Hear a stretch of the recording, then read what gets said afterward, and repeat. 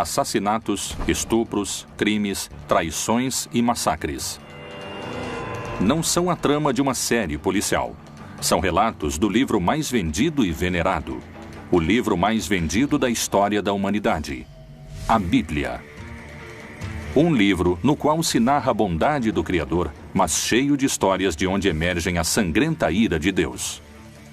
Em nome de Deus, pode-se realizar atos violentos contra a humanidade. Histórias de morte e vingança traduzidas em mais de 2.500 idiomas. Aqueles que se rebelam perante Deus, aqueles que se negam a servi-lo, não podem permanecer em sua presença. Nós mesmos nos condenamos ao inferno. Esses relatos são apenas passagens de amor e paz? Jesus fala de um Deus amoroso, incondicional.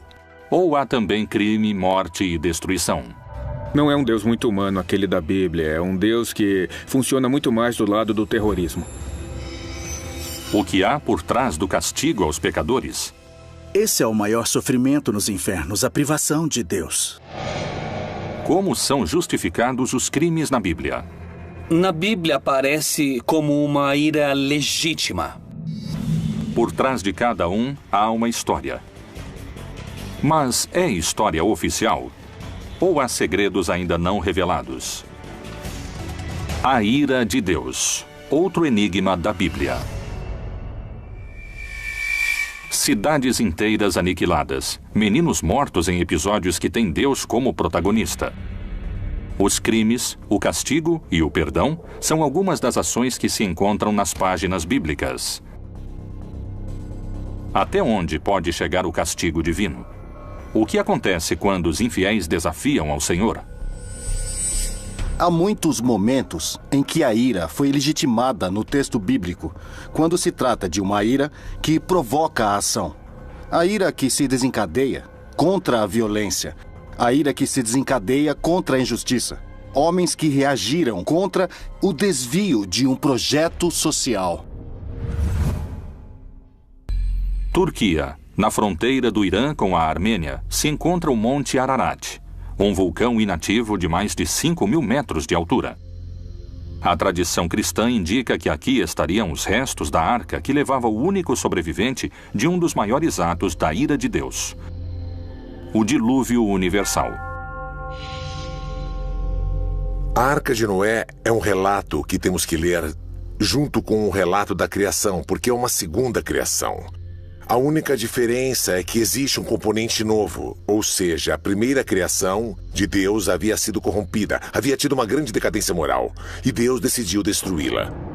Mas ele decide não acabar com tudo, resolve deixar uma pessoa justa e a família dele. Essa pessoa é Noé. E disse o Senhor: destruirei o homem que criei de sobre a face da terra, desde o homem até o animal, até o réptil, e até a ave dos céus, porque me arrependo de os haver feito. Noé, porém, achou graça aos olhos do Senhor. Então Deus decide falar a Noé e ordena que ele construa uma grande embarcação. E, de acordo com o relato bíblico, ainda não havia nunca chovido sobre a terra. A chuva era um fenômeno inovador naquele momento. Mas a arca se converteu especialmente num símbolo de salvação, de proteção. Na arca subiriam apenas 8 pessoas. Mas Deus recomenda a Noé salvar não apenas seres humanos, mas também a diferentes animais. Porque eis que eu trago um dilúvio de águas sobre a terra, para desfazer toda a carne em que há espírito de vida debaixo dos céus. Tudo o que há na terra expirará, e de tudo o que vive, de toda a carne, 2 de cada espécie farás entrar na arca, para os conservar vivos contigo. Macho e fêmea serão. Foi um dilúvio que caiu sobre todo o território que era habitado naquela época. Esse dilúvio durou 40 dias e 40 noites. Deus levou apenas 40 dias para acabar com toda a vida sobre a terra. Mas o que os homens haviam feito para provocá-lo? Por que também morreram todos os animais? Qual seria o sentido de semelhante castigo? Todos os mitos são um mundo simbólico, não são um mundo histórico nem realidades. Estão mais para realidades virtuais nesse aspecto. Então o mito de Noé nos fala como a divindade falhou em sua criação, porque tem que voltar ao começo, mas não vai começar do zero. Um casal de cada espécie é levado. A história de Noé pretende mostrar como é o repovoamento da terra através de seus filhos. Por isso, através desses 3 filhos de Noé, de Cã, Jafé e Sem, vêm as raças humanas, os semitas, os jafetitas, os camitas. Então, é como o repovoamento do mundo. É uma história etiológica, ou seja, mostra a origem de algo. Os mitos fazem referência às divindades, mas nos revelam quem somos. A espécie humana quer ser uma espécie puríssima, quase anjos. Mas no final somos humanos que aprendem por tentativa e erro. E o Deus desses humanos se parece com os humanos. Assim, Deus destruiu toda a sua criação e deixa que a família de Noé viva. O único justo. A missão deve povoar a terra. Mas o que despertou a sua ira? Qual foi o motivo de tal destruição? Na época do dilúvio, menciona-se também que houve uma corrupção e uma degeneração absoluta. Isso Deus não pode suportar. Depois do dilúvio universal, a humanidade começou a reconstruir a si mesma. E é assim que se fundou Babel, uma cidade onde Deus voltaria a desencadear sua fúria. Até onde pode chegar a ira de Deus? Poderíamos entender a Torre de Babel como a Torre da Babilônia. E é uma torre que é feita com a intenção de chegar até o céu daqui da terra. É o homem tentando alcançar a Deus. No mundo mesopotâmico e no mundo do Oriente Próximo, eram feitas grandes construções chamadas zigurates. Os zigurates eram montanhas escalonadas que costumavam ter até 7 pisos, eram muito altas. Eram a representação de uma montanha. E lá em cima, no céu, fica a sede de Deus, que é onde Deus habita, e na terra está o homem. Portanto, dessa forma, a montanha permite que o homem se aproxime de Deus. Mas isso, para os israelitas, significa idolatria. A Torre de Babel realmente existiu? E se foi assim, por que sua construção havia irado a Deus? Essas não são as únicas histórias que muitos estudiosos vinculam à ira de Deus. O Deus da Bíblia não é bom, é um Deus mau. É um Deus que nos provoca temor.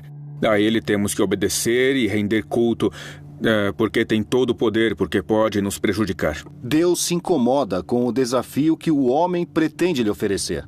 A intenção do homem não é crescer. A intenção do homem não é evoluir, não é desenvolver-se. A intenção do homem é alcançar a Deus, o que se constitui um desafio. E esse desafio é o que vai ser castigado. A Torre de Babel representa o orgulho do homem, a vaidade ao tentar alcançar o céu por sua conta, que foi o mesmo pecado do Jardim do Éden.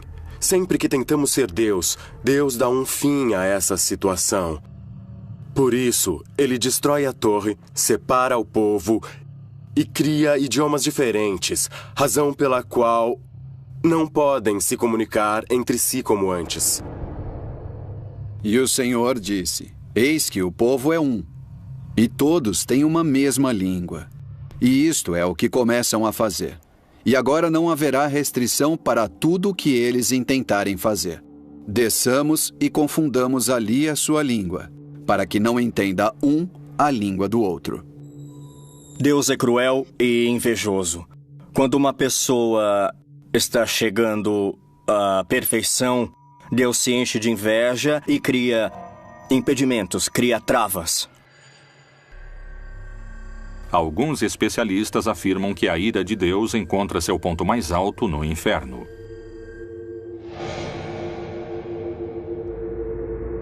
O que diz a Bíblia? Jesus fala de um pai amoroso. Deus como um pai que ama sem medida, sem limites, sem condições, que não se prende às ofensas. Não vos vingueis a vós mesmos, amados, mas dai lugar à ira, porque está escrito: minha é a vingança, eu recompensarei, diz o Senhor. A vingança. Deus pede que seja deixada a ele a vingança como um ato unilateral para ajuste de contas. Não é concebida na perspectiva divina. Para muitas religiões, a morte é a passagem para a vida eterna. Mas dentro da tradição cristã, a vida eterna é o resultado do comportamento que um ser humano teve ao longo de sua vida. A teologia cristã construiu um mapa do castigo divino. Por que Deus criou um lugar para que os pecadores ardam se seu amor é infinito? O inferno é um lugar de sofrimento que Deus fez para o diabo e seus anjos. Os que se negam a servi-lo não podem permanecer em sua presença. Nós mesmos nos condenamos ao inferno. Depois da morte, temos 3 grandes realidades. O céu, para o justo, para o que merece estar cara a cara com Deus. O inferno, para aqueles que definitivamente se condenam. E um estado intermediário onde intensificamos o amor. É o purgatório. O purgatório seria este cárcere que Jesus descreveu e no qual pagamos o que estamos devendo. O limbo é um lugar proposto por diferentes pessoas da igreja ao longo dos séculos para serem misericordiosos em um sentido. Havia os que podem ter levado uma vida virtuosa, mas não sabiam do batismo. Especialmente as crianças que morriam antes do batismo. Assim, o limbo representa uma espécie de paraíso natural, um paraíso celestial. O inferno é uma sala de tortura para que os homens temam ao castigo de Deus? É um lugar que existe realmente? O que Jesus disse no Novo Testamento sobre o inferno? Ele ameaçava seus discípulos com as consequências da ira de Deus?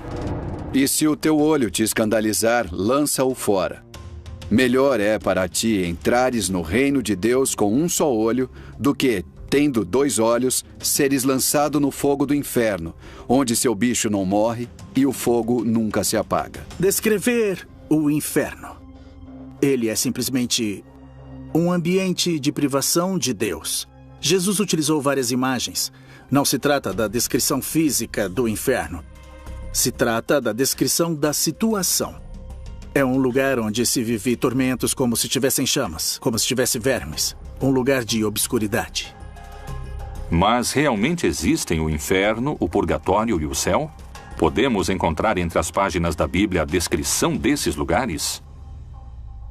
Na Bíblia não há o inferno nem o purgatório. Tratam de retomar alguns textos onde Jesus disse que ali haverá choro e ranger de dentes. Ele está falando do purgatório. Outros dizem, não, está falando do inferno. Mas isso não existe na Bíblia. O limbo não é bíblico, o purgatório, nem o inferno eterno e nem o céu. O céu é como estar perto de Deus, sim.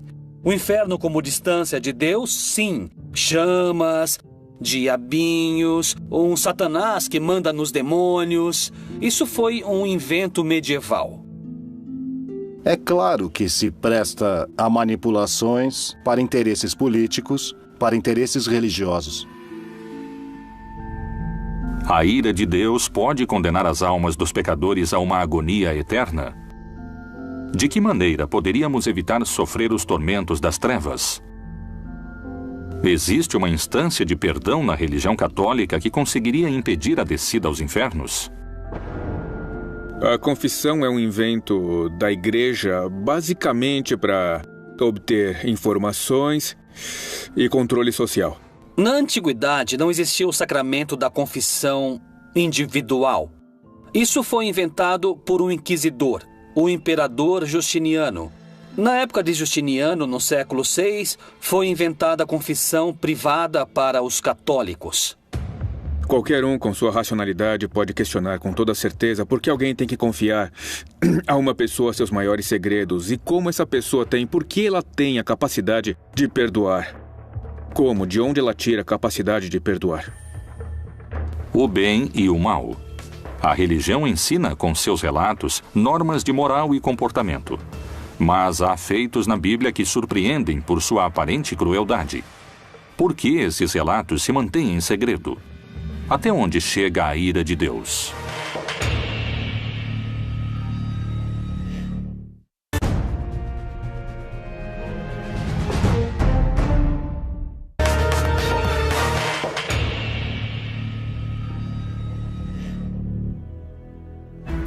A ira de Deus se desencadeia com força sobre os crentes pecadores. O que acontece com os ímpios? Será que Jeová é mais cruel com aqueles que creem em outro Deus ou renegam o seu poder? O pecado é, segundo os estudiosos, uma transgressão voluntária dos preceitos religiosos. Quais castigos mortais teriam sofrido os que se dispuseram a pecar? O pecado é o que não é permitido dentro do decálogo do que é a religião. Os pecados capitais não vêm da Bíblia. Sem dúvida que a ira é um dos pecados. Na igreja o chamamos de pecados capitais. Ele é um pecado que pode engendrar outros. E Deus nos pede para nos desfazermos de todo tipo de pecado, inclusive da ira. Os mais importantes são os que nascem no corpo e precisam do corpo para pecar. Deixa a ira e abandona o furor. Não te indignes de forma alguma para fazer o mal, porque os malfeitores serão desarraigados. A ira é quando você não controla a irritação. É o grau máximo de raiva, de irritação, que pode levá-lo a fazer coisas irracionais, sem controle, das quais pode se arrepender depois. A mensagem da Bíblia é que os homens devem desfazer-se da ira. Mas, para alguns especialistas em religião, isso não se atribui ao exemplo do livro sagrado. Existem passagens bíblicas nas quais a ira de Deus causa catástrofes para a humanidade? Para muitos investigadores, a Bíblia ensina a amar, para outros, a temer. As pessoas creem que há uma legitimidade em se sentir irritado quando há discriminação, quando há injustiça social, quando ninguém ajuda os pobres, quando há todo um sistema social que gera mais pobres. Então, na Bíblia aparece como uma ira legítima, lícita. Que conduta leva o homem ao caminho do inferno? Uma das histórias mais conhecidas da Bíblia, a de Lázaro, parece se aproximar de uma resposta. Em João 3,36, Jesus disse: Aquele que crê no Filho tem a vida eterna, mas aquele que não crê no Filho não verá vida. Mas a ira de Deus sobre ele permanece. Havia um homem rico que permanentemente estava em banquetes, que vivia em opulência. E aos pés de sua mesa havia um pobre, que era chamado Lázaro. Lázaro desejava que ao menos as migalhas da mesa do Senhor caíssem para ele poder se alimentar, mas nem as migalhas caíam. E enquanto isso, os cachorrinhos lambiam as chagas que tinha em seu corpo. Os dois morrem. E assim Lázaro vai para o céu, e é uma representação muito bonita, porque é dito que ele vai ao seio de Abraão. Enquanto que o rico vai para o inferno. Vê a Lázaro. O rico está queimando em fogo e pede que, por favor, permitam a Lázaro vir pelo menos dar-lhe um pouco, dar-lhe de beber. E diz a Abraão: permita a Lázaro que fale com meus irmãos para que não façam o mesmo. Abraão lhe diz que não, que eles têm a Moisés e têm os profetas. Se eles não os escutam, então não vão escutar a ninguém. Disse, porém, Abraão: Filho, lembra-te de que recebeste os teus bens em tua vida, e Lázaro somente males. E agora este é consolado e tu atormentado. As Escrituras demonstram a ira de Deus e, segundo a teologia, essa ira não é considerada um pecado. Mas por que alguns dizem que o Deus do Antigo Testamento é um Deus de ira, enquanto que o Deus do Novo Testamento é um Deus de amor? Na Bíblia, existem histórias de crimes, histórias terríveis de assassinatos e de massacres. Essas histórias mais truculentas e violentas encontramos no Antigo Testamento. Jesus fala de um Deus amoroso, incondicional.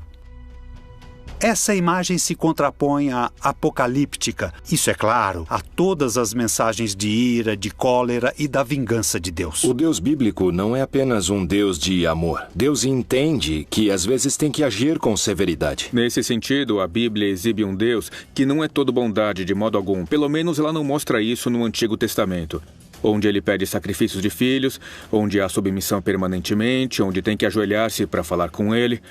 O que é isso? O que significa isso? Por que, se ele é todo bondade?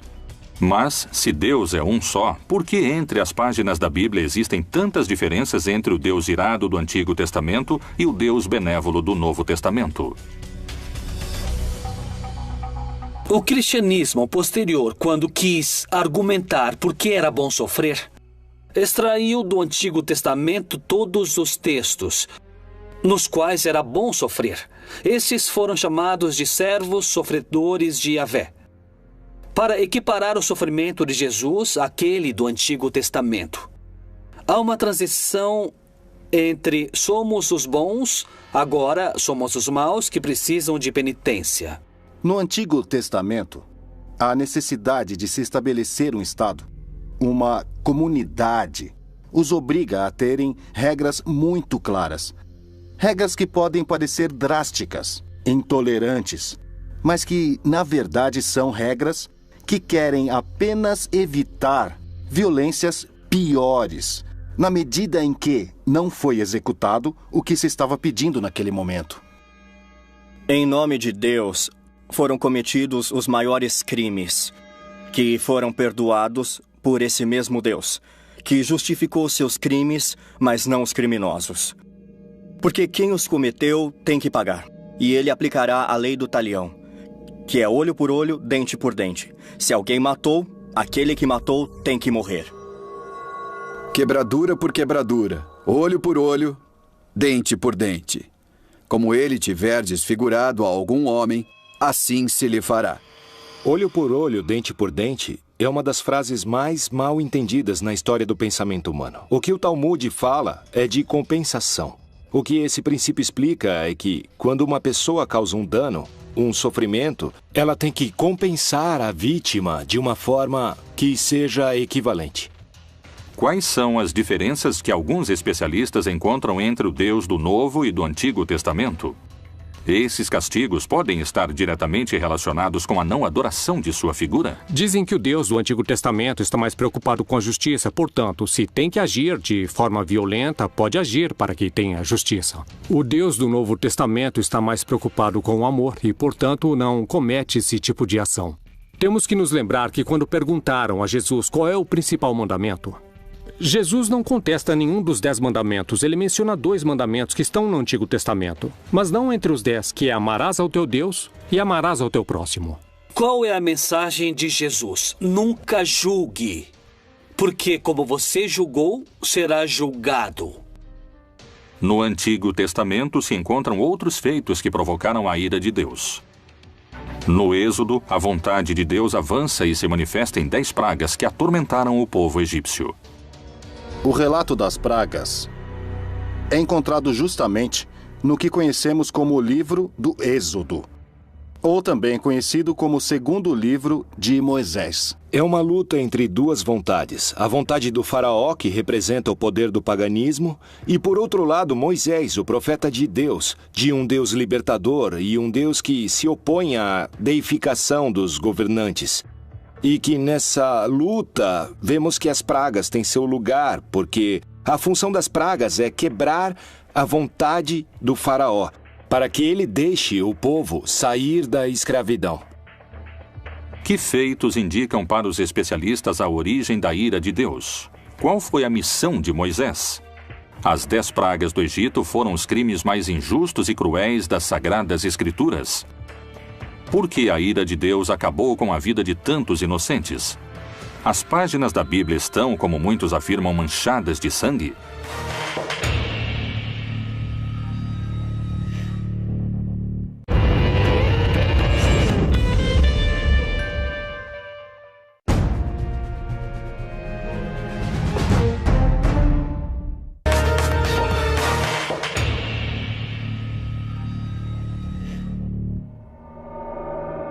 As 10 pragas do Egito são alguns dos relatos mais surpreendentes dos textos da Bíblia. Mas elas realmente existiram? A ira de Deus pode ter sido tão severa sobre milhares de egípcios? Há uma explicação científica que valide o relato bíblico? Moisés tem uma visão, que se apresenta a ele através de uma sarça em chamas e não é consumida.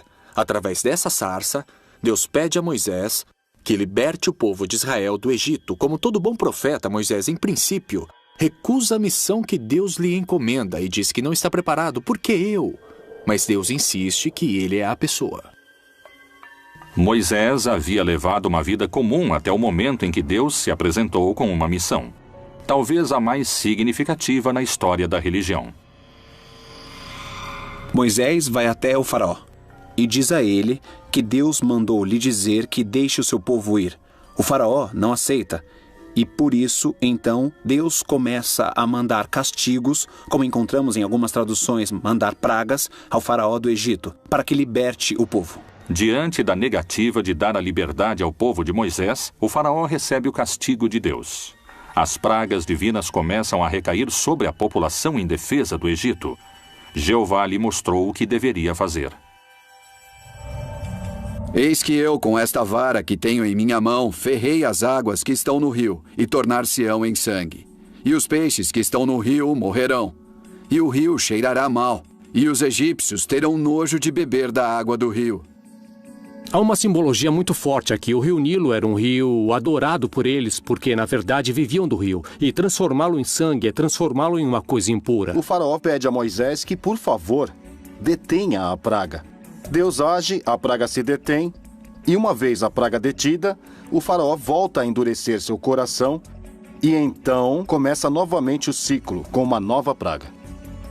Depois da promessa do faraó e seu posterior arrependimento, Deus entende isso como traição, e seu contra-ataque é mais forte.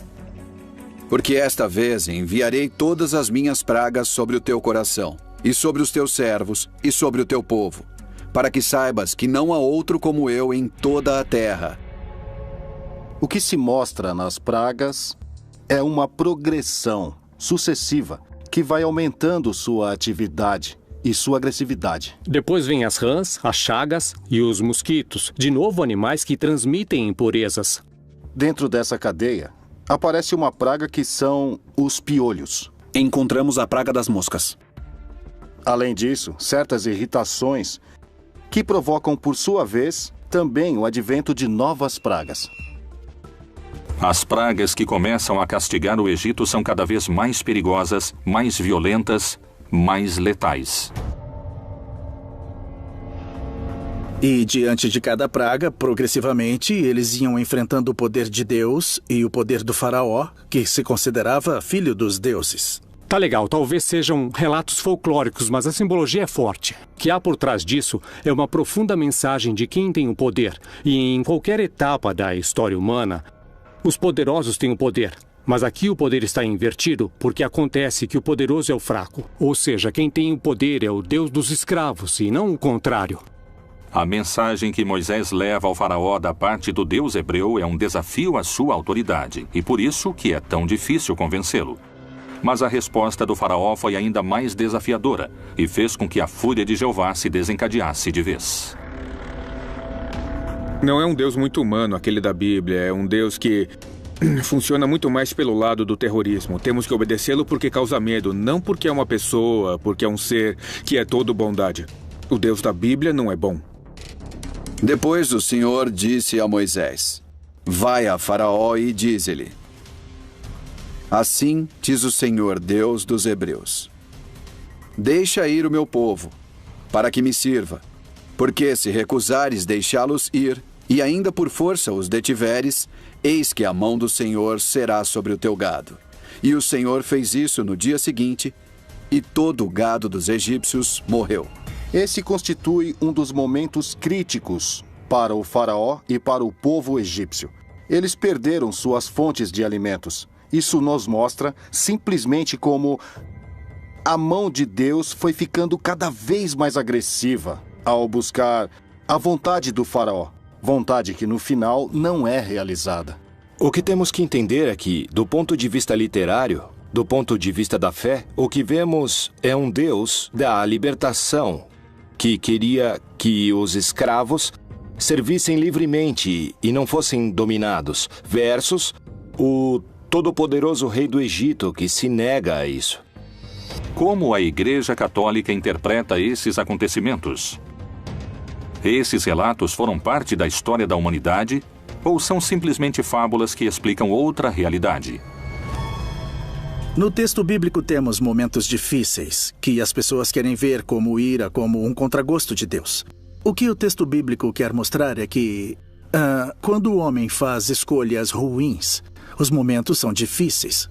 Os momentos chegam à violência, chegam à morte e à destruição.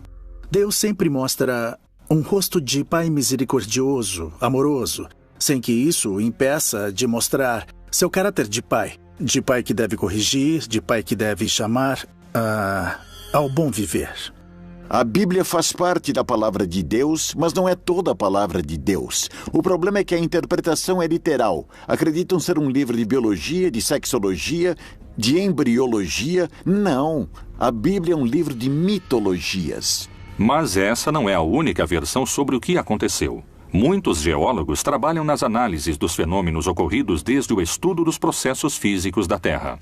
A aparição de todas essas pragas, como as moscas, mosquitos, piolhos, rãs, etc., possivelmente esteja vinculada ao fato de ter havido um aumento da umidade do ambiente e todas essas pragas foram muito favorecidas. O tema da morte do gado... Muitas vezes, quando há muita umidade, o gado transita por pântanos, que são zonas inundadas, ou charcos. Então, os animais sempre estão com as patas submersas em água. Ele se infecta e tem enfermidades e morrem rapidamente. Essas pragas e maldições podem ser rebatidas com um enfoque científico e geológico? Como se explica, a partir dessa perspectiva, a praga do rio Nilo repleto de sangue? Muito possivelmente esteja vinculada a uma explosão da vida dentro do próprio rio, que era basicamente de algas vermelhas, que mudavam a coloração da água. A questão é a interpretação que as pessoas fizeram naquela época. As pragas aniquilaram milhares de egípcios. O Egito sofreu com o lado mais sombrio de um Deus sem misericórdia.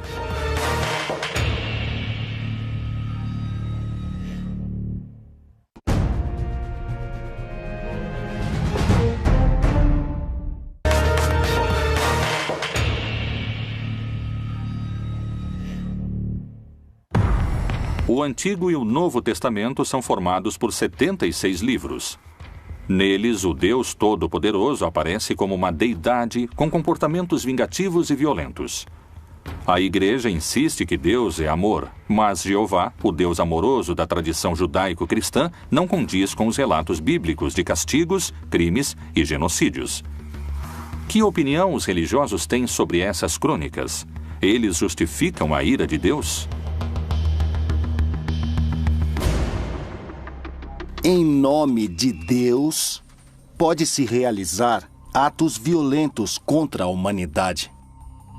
O Deus com ira ou Deus sem ira é um Deus perverso. As religiões vêm utilizando o nome de Deus ou a vontade de Deus ou as suas interpretações desses temas para criar catástrofes, genocídios, matanças, atos de injustiça e a violação de direitos de grupos distintos. Isso é muito claro.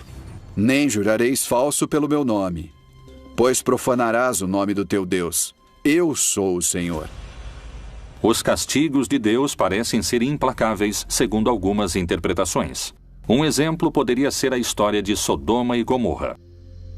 Esse relato conta que milhares sofreram uma morte lenta e dolorosa sob o fogo de enxofre.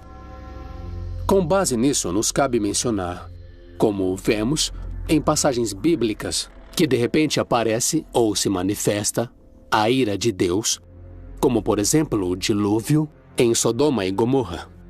Como quando Deus subverteu a Sodoma e a Gomorra e as suas cidades vizinhas.